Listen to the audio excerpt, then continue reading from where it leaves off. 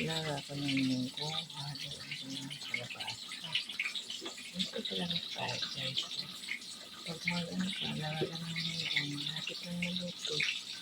Dagdag mo yung kalabasa para mamaya pagkaluto mo sa ibang gulay. Pagsama mo, ito na siya. Hindi mo ito yung pangitayin. Sitaw. Maya yung dami. Sarado pang tindahan.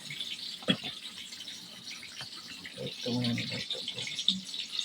Ang galing ko sa pwede nga yung tindahan. Lagyan ko ito ng prito.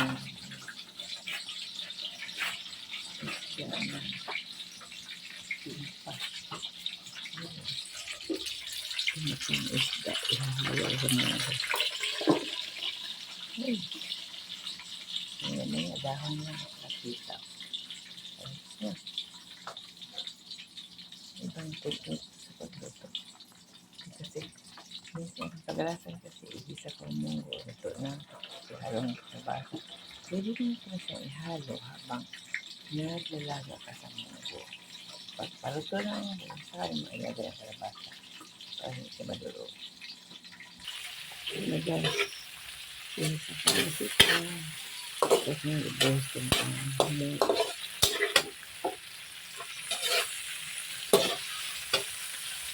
Ayan na. Nakabuhos na. Diba?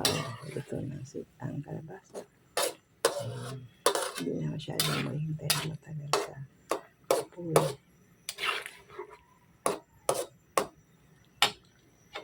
Tapos, ilalagay ko naman ang madahon. Wala kasing dahon ang palaya. Kaya ito lang yung kalalasang ihalo ko sa lulot at saka talbos ng kamote. At least may dahon.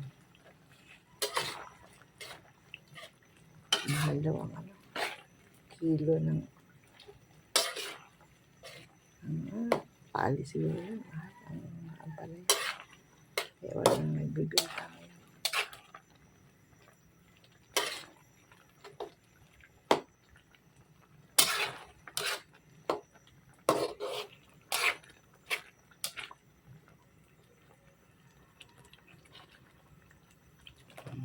Tingnan mo ang kalabasa guys. Buo pa rin. Pero luto na siya. Hindi siya dudurog. Tingnan ang kimbot niya. Naman. Talbos ng kamote. Hindi ko naman. Hinalo ang talbos ng kamote. Hinalo ko ito isang piraso ng isda. Hinahati na ito. Para may ayos nila na para ito isa lang. Tapos kakainin ang nila. Bukod yung isda.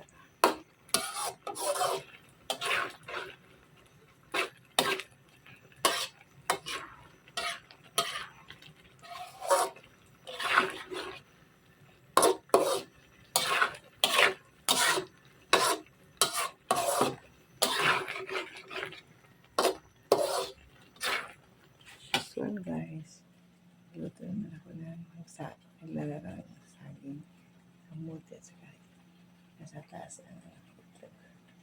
Ito na, hayaan sa pool. Pwede na ito. Pwede na ito kasi mamaya pa itong parang halian sa kainin. May asin ito. Hinalo ko na ngayon paglaga ko sa munggo, asin, paminta. Too much sarap. Thank you guys for watching. God bless.